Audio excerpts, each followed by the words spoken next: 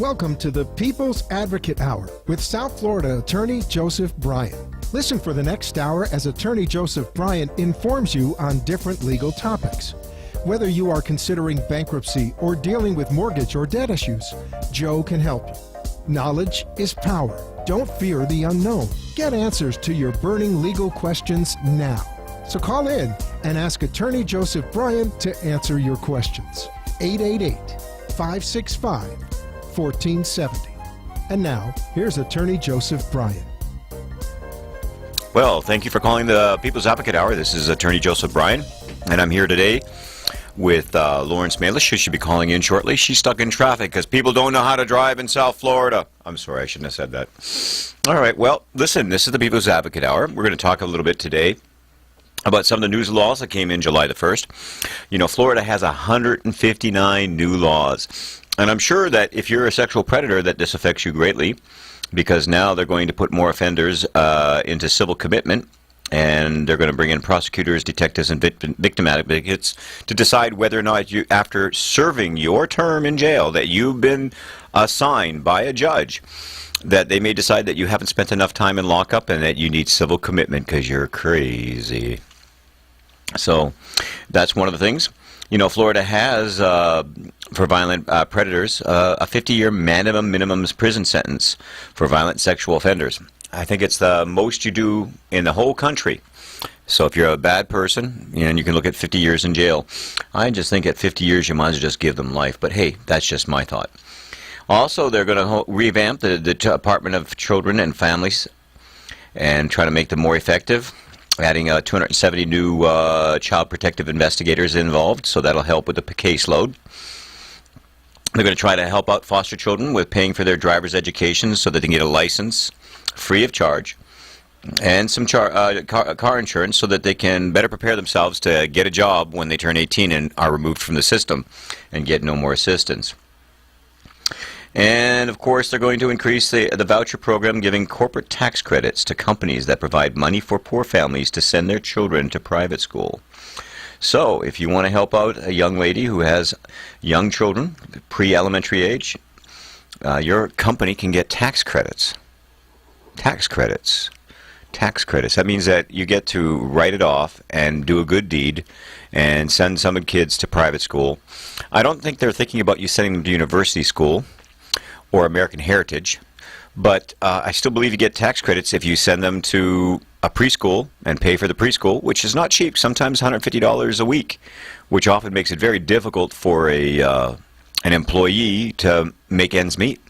You know, they're paying for half their salary, or half their take-home goes to putting kids in school. It makes the job less appealing than going on the dole and receiving money from the government and staying home.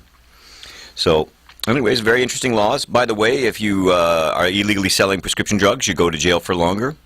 And if you cause an accident that injures somebody, once again. And if you didn't go buy your electronic cigarettes, kids, minors are no longer allowed to buy electronic cigarettes. Once again, it's very interesting stuff. I thought you might find it interesting. I did. You know, America's a great place to live. There's a phone call coming in?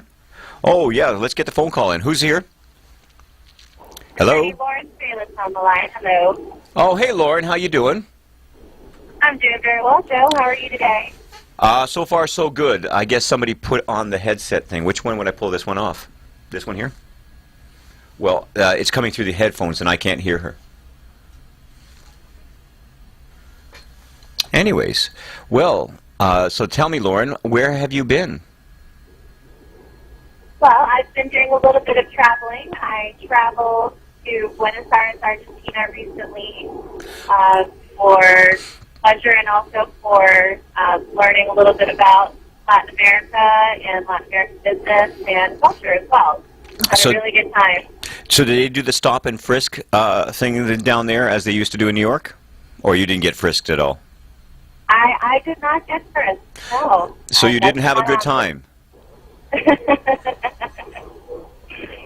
Not in that way. Not in that way. So did your fiancé miss you? He did. He did miss me, but I kept him updated throughout the trip with pictures and whatnot, although it was very hard to get Wi-Fi, much harder than other trips I've taken before. So Yeah, you generally have to be either in a hotel or you kind of have to be inside of a hostel of some sort. Yeah, it's kind of a challenge. No, it's kind of glad that you're coming back from Argentina. It was wintertime down there, though, isn't it? it was really nice. I mean, I'm not going to lie, when I got off the plane and it was 95 degrees, I was like, okay, can I go back now? No, I loved it. understand. It was I good understand that. experience. So listen, since you're on the phone with us, while you drive through the heavy traffic that's kept you away from us, we were just going over some new news. I was just talking about the new 150 new laws that came into effect on Tuesday, the July the 1st. Something in the tax range happened recently, July the 1st. It becomes effective. My understanding is that if you're an American resident, whether being green card or an American citizen, if you have accounts outside of the United States, you have to give the account information and the highest and the lowest balances of the account. Is that correct? That is correct. It's actually been a program it's been a while. It's been around for a while. But the IRS, and I guess I should go to the Department of Justice, the DOJ, are really starting to go after taxpayers who are not fulfilling these requirements. And it's made headlines. There was recently a Coral Gables resident who was actually, he lost his jury trial, and he actually owes a lot of taxes now, unfortunately. So it's really important that people understand how these laws work. Because for years, accountants were not accurately reporting these accounts because it wasn't common practice. But now, as I said, the IRS is really starting to clamp down. Or not, yeah. So you're driving. We can hear that. And are you past the big traffic at Sunrise?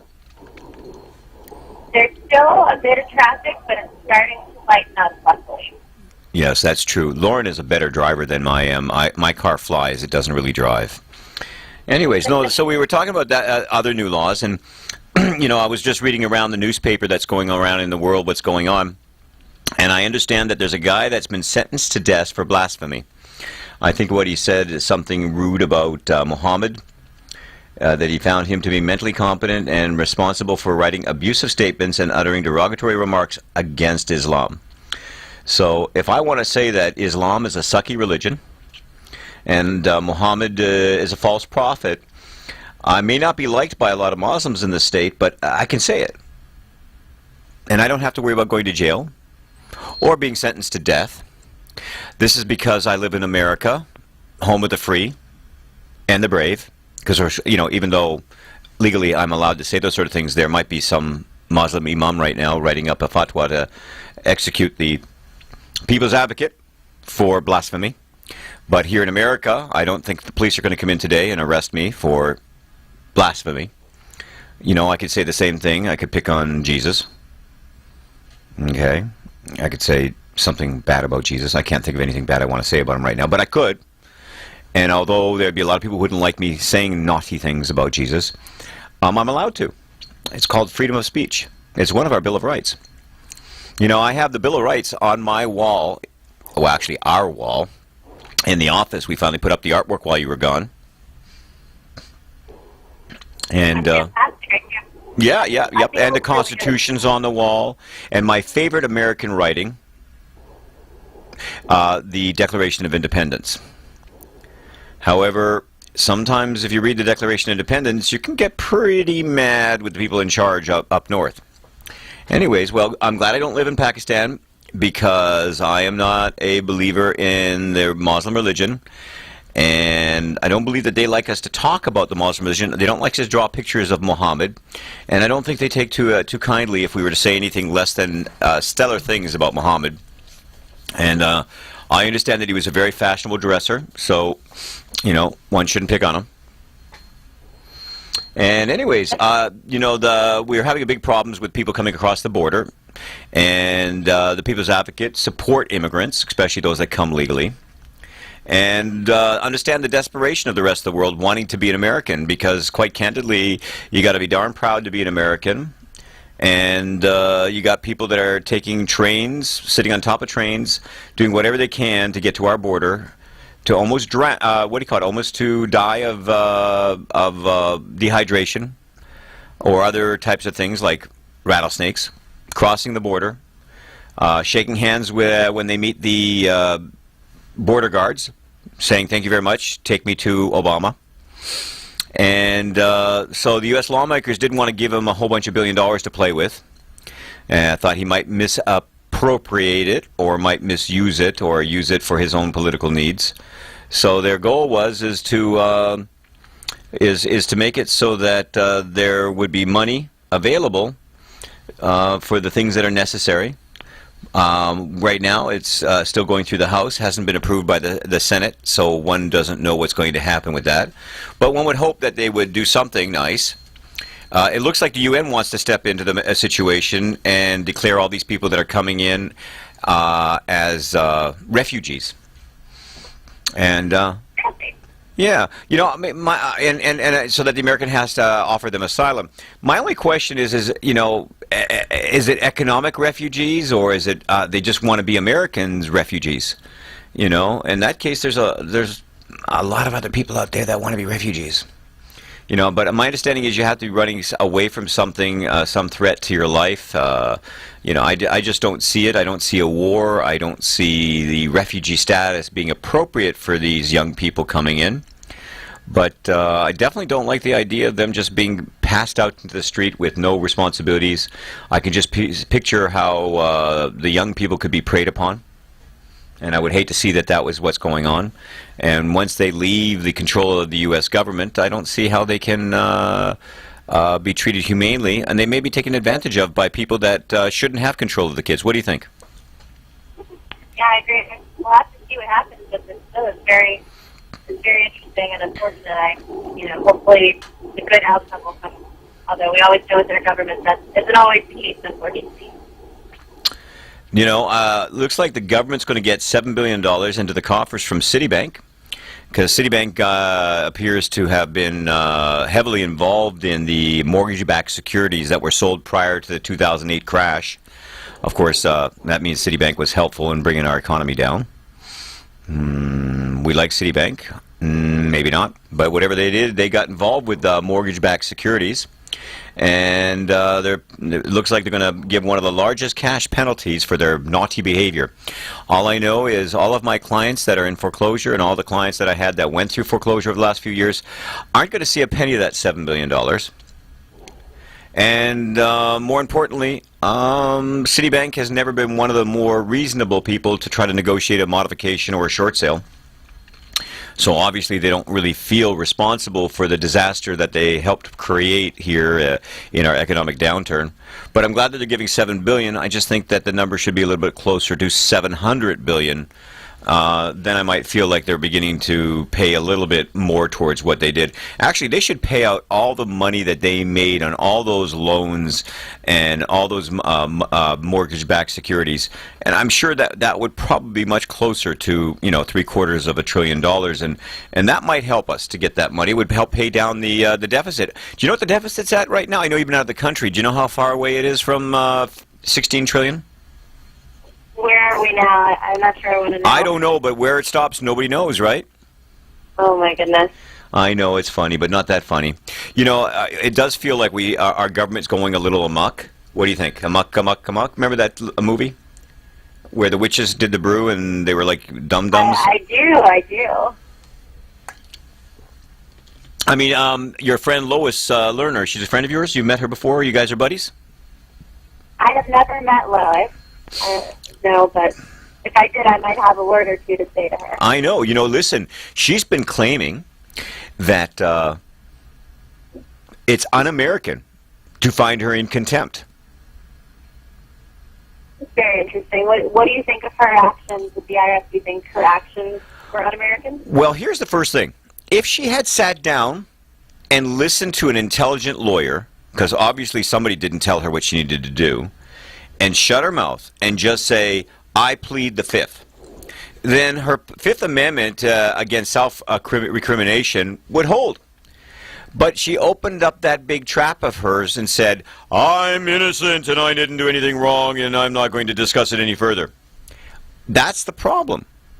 She made these affirmative statements before Congress, waiving her right to the Fifth Amendment. If she just shut her mouth and said, I plead the Fifth. So as far as I'm concerned, the fact that she's refusing to answer questions after opening her mouth she is in contempt. I personally think she's a contemptuous individual. I was reading in the newspaper that they found out that she advised all of her staff to use instant messaging and skip sending emails because the instant messages weren't recorded and there would be no documentation of what they discuss, which is contrary to the law that was set forth that they're required to monitor their and record their communications. So they circumvented the law. And then, of course, this lost email situation added on top of that. I'm really beginning to think that she's quite the contemptuous little wench who used her position to fulfill the agenda, the Democrat Party's agenda.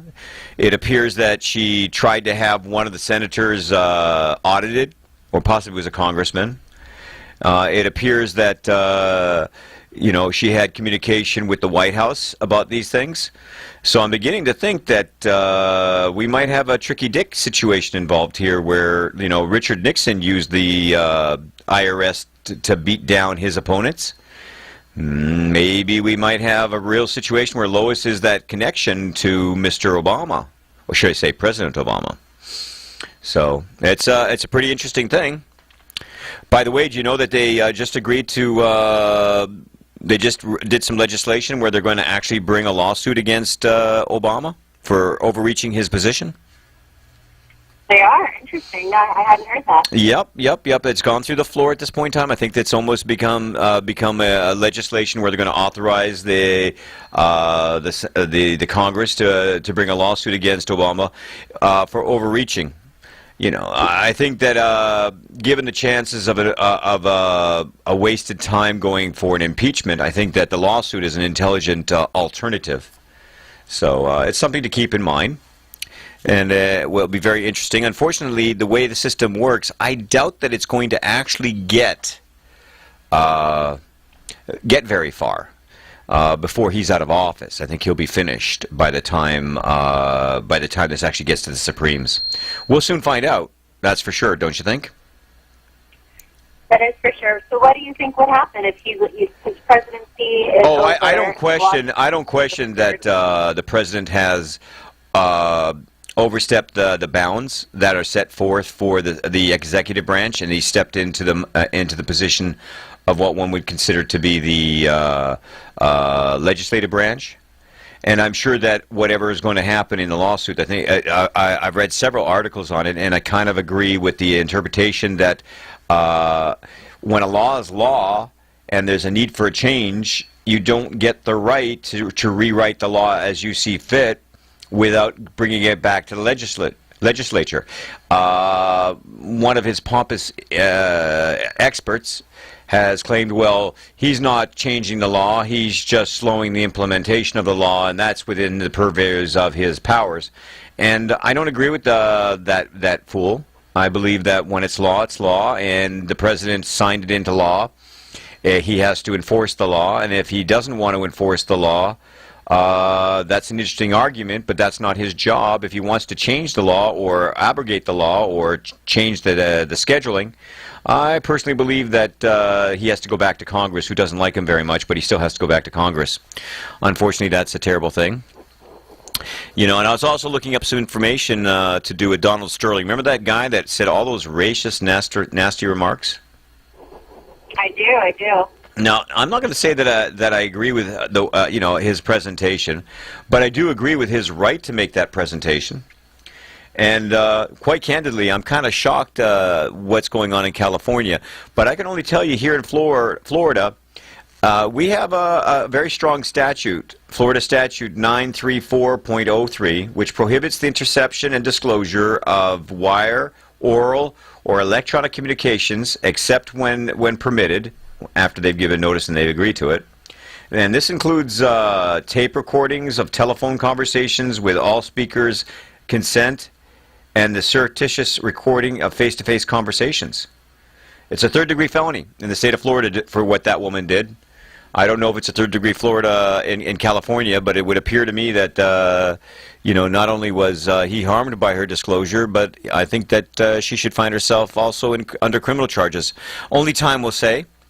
As it is right now, it doesn't fear that Donald Sterling is going to get any benefits of the law because, once again, he said some naughty things and a lot of people don't like him for it. So my understanding, though, is that the law in Florida would make what she did a criminal act, and she could be charged with third-degree felony.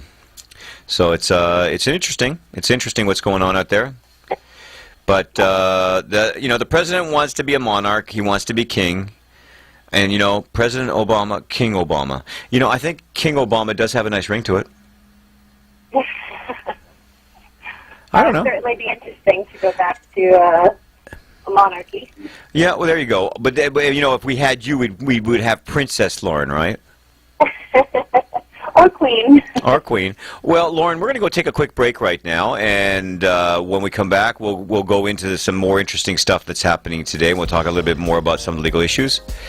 And once again, this is the People's Advocate Hour. Please give us a call at 888-565-1470. We're here to answer your questions and help you out. Have a wonderful day.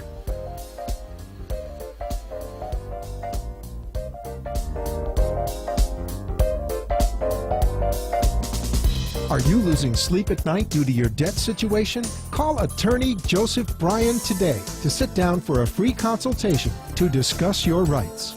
The People's Advocate is the trade name of the Bryan Law Group. The People's Advocate provides services to individuals and small businesses in bankruptcy, foreclosure, short sales, loan modifications, debt relief, consumer law, and estate planning in the South Florida area. Your initial consultation is free of charge. Proudly serving the South Florida community for over 21 years, Attorney Joseph Bryan will listen to your concerns and discuss options available to you. For more information, please call the People's Advocate at 888-828-9008. That's 888-828-9008.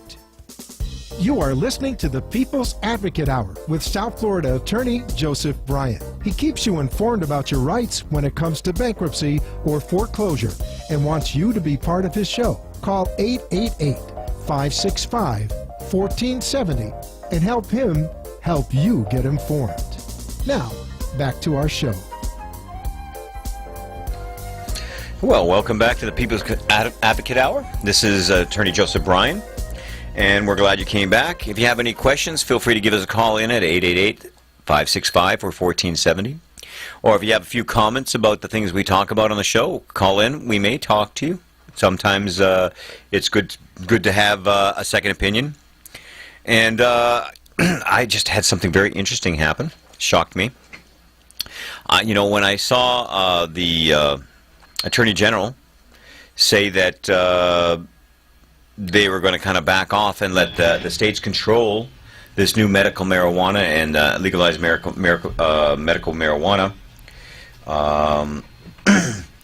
They had promised under the Obama to basically seat the high-profile raids on providers' medical marijuana pot, which was legal in 16 states, including the District of Columbia. But during the very last past year, the Obama administration has quietly unleashed a multi-agency crackdown on medical cannabis. Cannabis being marijuana, in case you didn't know, Lauren. Well, thank you for that. Cannabis. Cannabis is a euphemism for marijuana. So when you have kids and they grow up and they go, but Mommy, I wasn't smoking pot. I was doing some cannabis. You go, oh, like there's a difference. Okay, you'll be an educated mommy. I know it's a ways away, but you never know. But basically, they've gone crazy. They are busting growers who operate in full compliance with state laws. They're telling people that are renting to legal pot dispensaries that they're going to seize their property if they dare continue to rent to them. And they've also threatened imprisonment of state employees responsible for the regulating of medical marijuana. With over 100 raids on pot dispensaries during the first 3 years, Obama is now on pace with Bush's record for clamping down on medical marijuana. Quite candidly, it imperils medical marijuana, estimated to be giving to 730,000 people. Wow. Which is really not that many, considering we have 300 million in this country. That's true. They're a minority. It's okay for the federal government to beat on the minority, isn't it? I don't think so. Is there like some sort of There's Bill gotta of be Right on that one? Some constitutional issue with that. I just don't know. Maybe they should be picked on because they're potheads. Is that But- a protected class? I don't know yet, but maybe it might We'll become. see. Maybe we'll make it one. Absolutely. You know, I know if it's that related to some sort of disability, absolutely. It's, I can see that happening. I can see it happens. You know, I had several cases of medical marijuana as a defense. For some strange reason, this one young man had been busted like 4 times for possession of marijuana. Good news for him, though. He just had a liver transplant, this client, and he's recuperating. We're hoping he's going to pull through. Very nice guy. I hope he's doing well. Yeah, the reason why he did the medical marijuana is because the alternative for him was Oxycontins. And first of all, he didn't like the Oxycontins the way it made him feel. Absolutely. There's a lot of really bad side effects. Delusional. Yes. Matter of fact, his next door neighbor who was on Oxycontins, maybe not for the right reasons, but she was on them, committed suicide. Oh my goodness. Yeah, and that probably was brought on by the use of those drugs. I've heard of a number of cases like that. Yeah. So he didn't want to do the Oxycontin, so he did the medical marijuana. You know, it wasn't like he was a criminal. He wasn't growing it. He wasn't like selling it in the streets to kiddies. Right. He was just buying it for his own purposes because he found that it really mitigated the pain and discomfort that he had. And unfortunately, he got busted 4 times with it. And it was quite unfortunate for him because, number one, he's disabled, dealing with a very bad disease involving the liver that was going to likely kill him. And they're like giving him a hard time. Well, we fought it in court for a while, and we were hoping that they were just going to dismiss. But in the end, we ended up having to, accept a withhold adjudication on all 4 charges. They decided they didn't really want to prosecute it, but they didn't want to let it go. Right. So, listen, the laws are not keeping up with the reality, and that's the nature of the beast. In my foreclosure practice, it hasn't kept up. Some bad laws were created by some aggressive attorneys who took the wrong cases to the district's court of appeal and got bad law made based upon bad cases. It's very difficult to get justice for some people who have been harmed by the banks.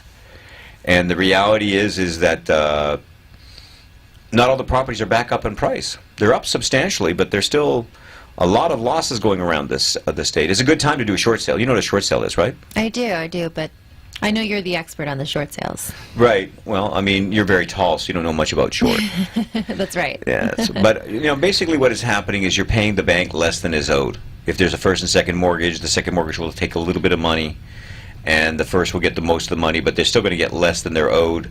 And they're going to release the debt and satisfy the debt. And in many cases, they're going to also waive their rights to pursue the deficiency. Okay, so that sounds like it's usually a better option than It just is. letting the property go into foreclosure or not. It is. There's still the problem of the deficiency. If it's your homestead, as of right now, it doesn't make a difference. Last year, the 2013 tax return made a big difference because you wouldn't have to pay the capital gains tax. The 1099 would be given to you for the forgiveness of debt. And if it was your homestead, you wouldn't have to pay the taxes on that. Right now, the law has expired. That's right. So unless they renew it, which they might do because it is election year, they might do it right before the elections, might agree to something up in the Congress. And they might extend it so that next year you can file the same thing and avoid paying taxes on it. Otherwise, you're paying income tax on their 1099. And Yeah, there's going to be a lot of very unhappy taxpayers when they realize that's the case, especially if they haven't kept up with the law and they don't realize. Right. Now, question, do you feel as bad for somebody who's got a $4 million 1099 as much as a $40,000 1099? I mean, I feel bad for anyone in those situations. I think the economy touched a lot of people, not just those in the middle class. I think they should waive that whole 1099 forgiveness of debt thing. They should basically, as far as I'm concerned, take it away. Because I don't see how you got a benefit. Yeah. Okay, all you did was, yes, we screwed you, i.e. we the bank, screwed you by playing in the mortgage-backed securities market for about 8 years, causing the downfall of the American society as we know it economically, taking as much as $8 or $9 trillion out of the marketplace by what they played, and taking away people's retirement, because most people were using their homes as retirement funds. That's right. You know, like here in Florida, you know that your home is exempt from creditors, right? It's a homestead exemption. So that means they really can't come and take your house from you unless they've got a mortgage on it. Yeah. And then, you know, you basically, everybody that I knew that was in their 50s and 60s were buying bigger properties and bigger properties with the idea that when they get retirement, they'd sell the property and have all this money that's for retirement, $500,000, you know, $300,000. That was going to be their little kitty. It's gone. It's so upsetting. Think about all those folks with all that money invested. I mean, usually your home is your biggest asset. When you lose it, You're destroyed. with something that you can't control. Now, there like are the certain real people that I estate don't really feel bad economy. for.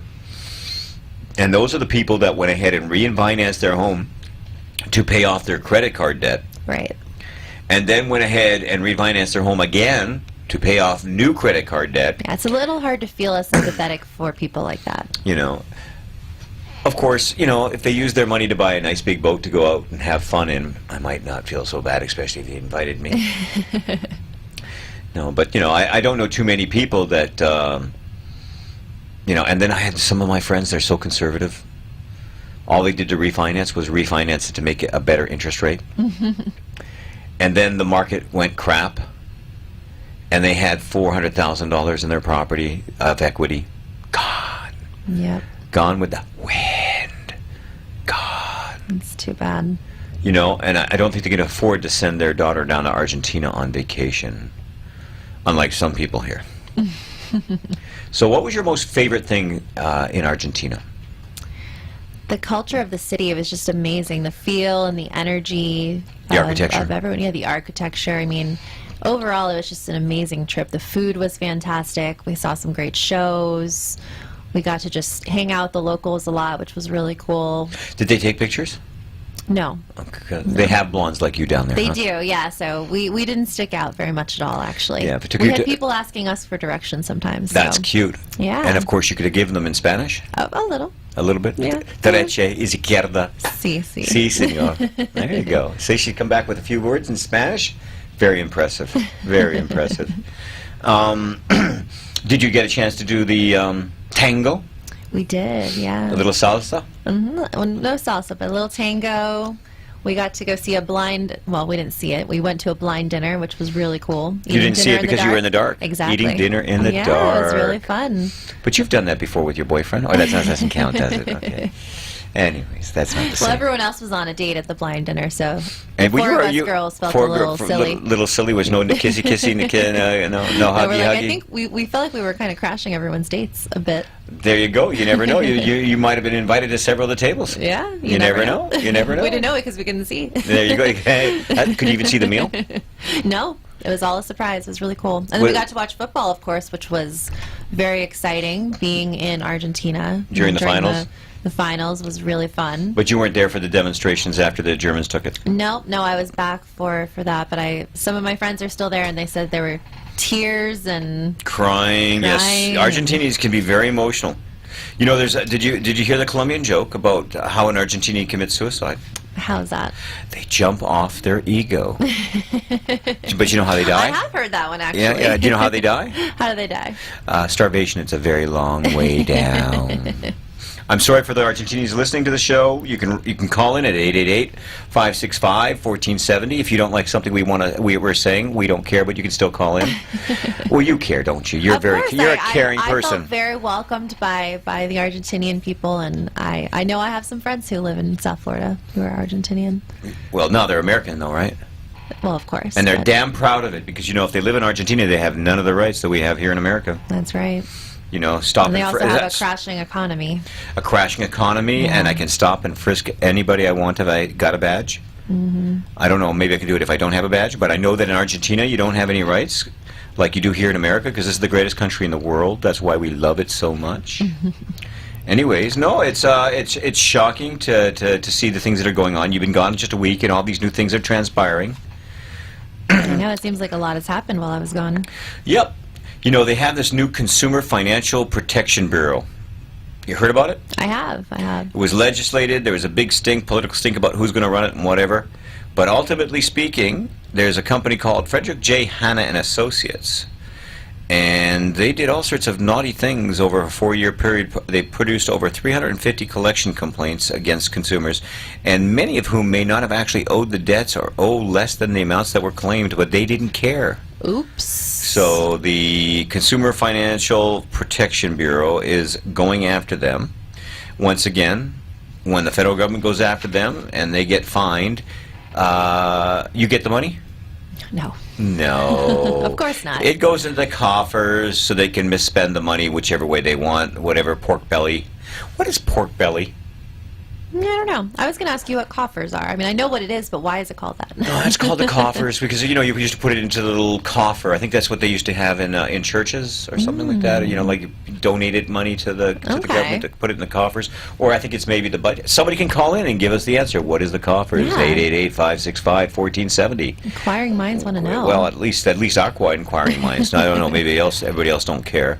But it's going to be very interesting because I've actually seen Frederick J. Hanna and Associates on several of my bankruptcy filings Really? because they were creditors that were coming after it. But it looks like they're not happy with what happens. It's a mill, and it goes out there and harasses people to pay debts that they can't afford to pay. And you know, if people can't afford to pay things, they should probably come and give us a call at 954-320-6940. Or contact at Joe Lawyer at thepeoplesadvocate.com, or look at us up at thepeoplesadvocate.com. We can help you with your debt. Sometimes bankruptcy is an option. Sometimes there's better options for you depending on what the debt is and how much it is. Once again, some of their clients were Bank of America and Discover, so if you've been harassed, you know, once again, you have rights too. You know, listen, I'm calling you day, noon, and night, and I'm saying, you owe us money. When are you going to pay us money? Right? They call you up. They try to get you confirm information. You have no intention of talking to these people. But they want to. They know it's you. So they're saying, Lauren, we know it's you. We know it's you. Come on, tell us. And they call you on your cell phone. They call you at the office. I've heard of them even calling people's family members. Oh, I know that they do. It's true. I've heard conversations about that. What do we do in those circumstances? Well, that's definitely against the law to continuously harass those who owe. You can a debt. nip the whole thing right off the bat by getting the person's name or their contact information, getting the name of the collection agency, and contact them back in the mail, return receipt certified, and by fax, if you can get a fax number from them, and notifying them that you dispute the debt, that you wish them to cease and desist all further telephonic communication or other, except for the sole purpose of, in writing, requesting confirmation of the debt. And you send them that letter, and they're not allowed to call you on the phone. They're not allowed to communicate with you except to verify the debt. And if they do, they violate the law, and at which point in time you're then empowered to bring suit against the collector in federal court. And one has nothing to do with the debt you owe them. They're not allowed to offset it and say, well, you owe me this much money. Okay, I broke the law, so we'll reduce the amount of money you owe me. But they have to pay attorney's fees and fines. And it can become several $1,000s depending on the court that you're doing business with. So in your experience, once a debtor sends a letter to the debt collection agency, do they generally stop, or do they usually continue to pursue the debt? It depends. I would say probably in 2/3 of the cases they stop. Okay. However, there's a large group of mills, just like that company that just got slapped, which I forget its name right now, Franklin J. I think was what? Let me just Frederick J. Hanna. Frederick J. Hanna, that's correct. And there's several out there that have no respect for the law. But the key is to document it. And if they keep on calling you and they keep on communicating with you, and you keep on reminding them that they've been notified not to on such and such a date, and they disregard it, and you keep a running log, a log being what time they called, what kind of identification, what number they called from, what company did they call from, who was the caller, in reference to did they use a first name or did they have a specific clerk number or employee number that they're able to give out. And at that point in time, you do have the ability to go to a Fair Debt Collection Act attorney who can then bring a complaint and a demand letter to them and then file a lawsuit. And at which point, the longer they want to keep it going, the larger his attorney's fees. And that's also a nice way to punish somebody, is make them pay your attorney's fees. And once again, it's a statutory attorney fee, so they get paid reasonable attorney's fees. And, somebody who's fighting in federal court doesn't get paid the same as somebody who's fighting in small claims. Mm-hmm. Federal court attorneys are generally charging substantially more per hour.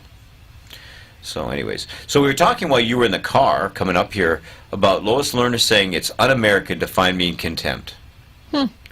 Un-American. It's an interesting choice of words, especially after everything that's happened with her. Yeah. Do you think it's un-American for the IRS to go after people who are anti-sitting government? I would say so. Would you say that's un-American? I think that's a pretty good description of un-American.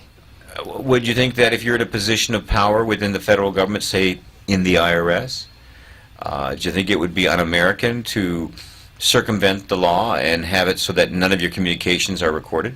I would say so. And do you think it's un-American to deliberately have several hard drives crash simultaneously? It's quite a coincidence there. In the old days, what they used to do with people they had contempt that had contempt for the American way? What did they do? Well, they tar and feather them, and then put them on a wood rail and walk them out of town. She's not very attractive to begin with, so I don't know how the tar and feather would really affect her good looks. But I'm not suggesting that anybody go out there and tar and feather her. Not suggesting it. However, if I find out that somebody did, we'll discuss it here on the People's Advocate. Anyways, we're going to take a break just in a few moments. If you have any questions involving your debt, your taxes, consumer issues, contract issues, bankruptcy issues, give us a call at 888-565-1470. You can watch us on wwnnradio.com. And if you have some questions or you want to come in and talk to us privately because you're shy, you can come see us at the office. We're conveniently located east of I-95 on Hollywood Boulevard. And our phone number in the office is 954-320-6940. Once again, we're going on break.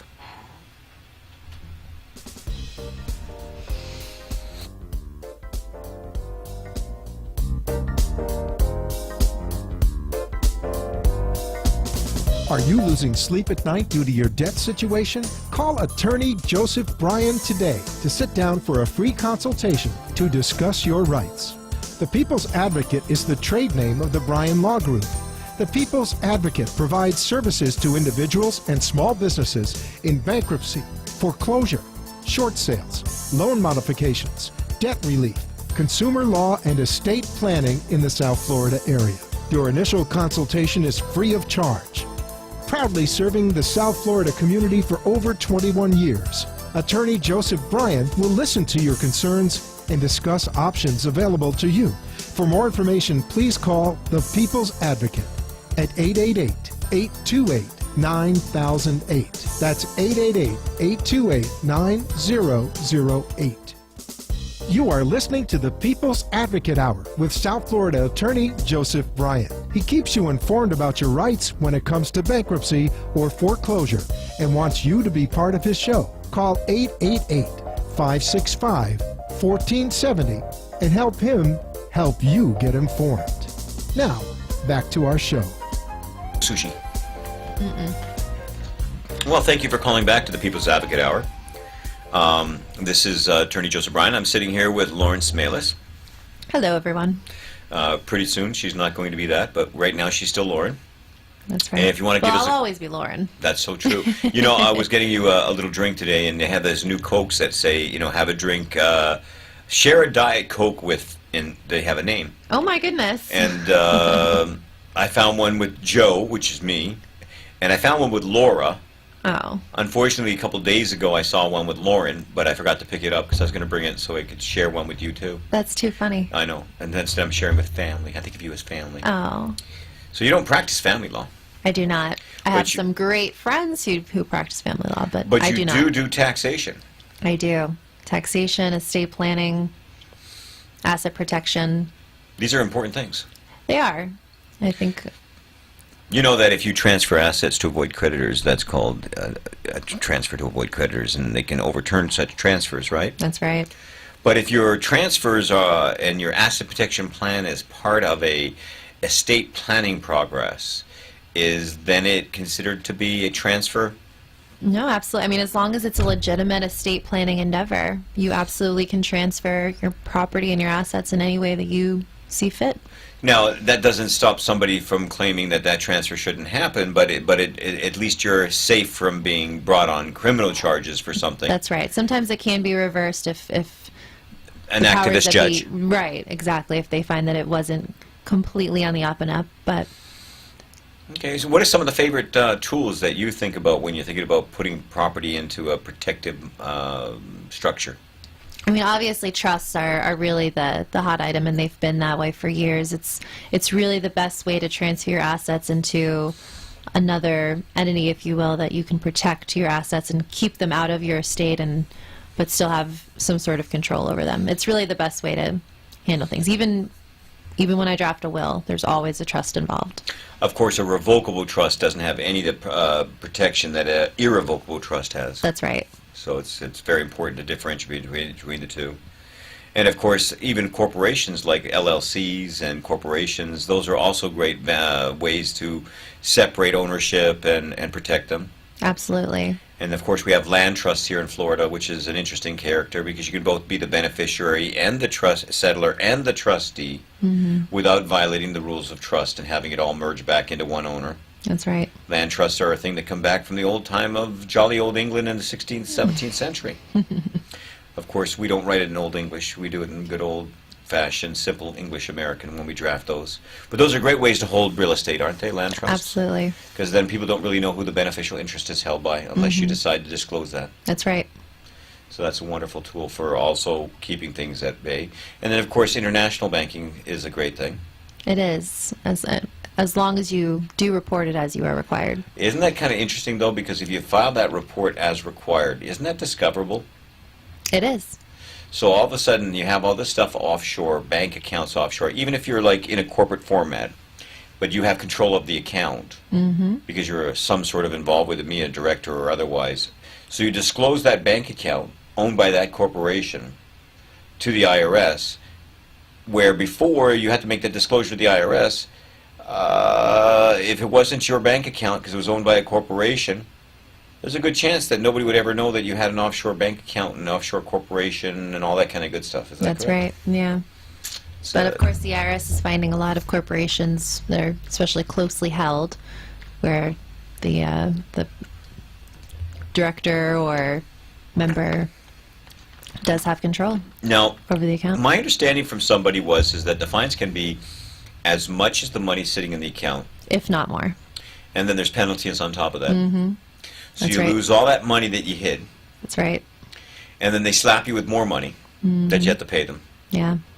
No, So- that's a rare case. That doesn't usually happen. You can usually negotiate or enter into some sort of agreement with the IRS or do a voluntary disclosure and reduce the penalties and fees. But sometimes that doesn't work out. You don't get accepted into the program, or you don't have an attorney who can negotiate with the IRS or knows how to at least. And How many people do you think right now don't realize that they are in trouble?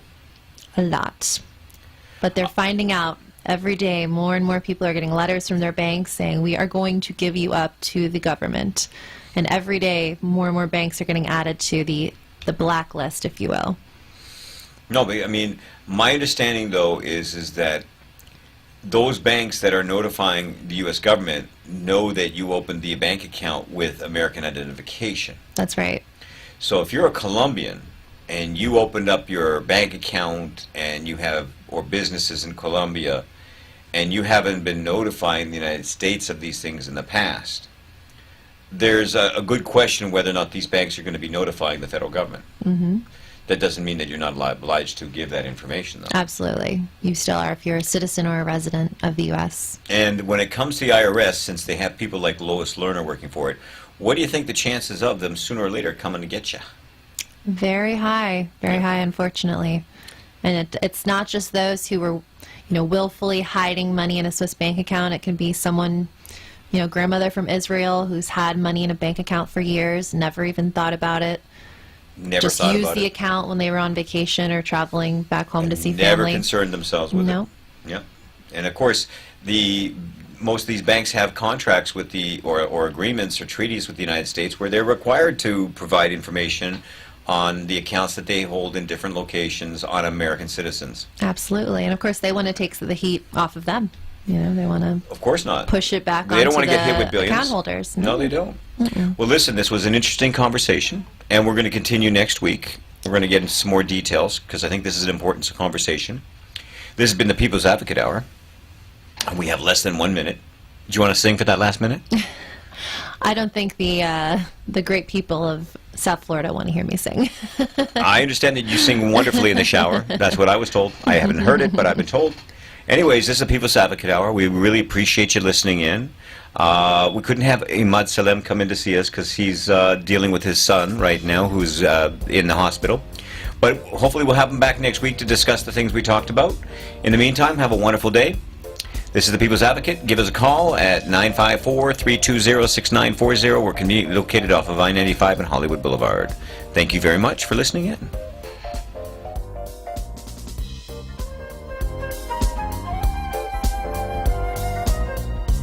You have been listening to the People's Advocate Hour with Attorney Joseph Bryan.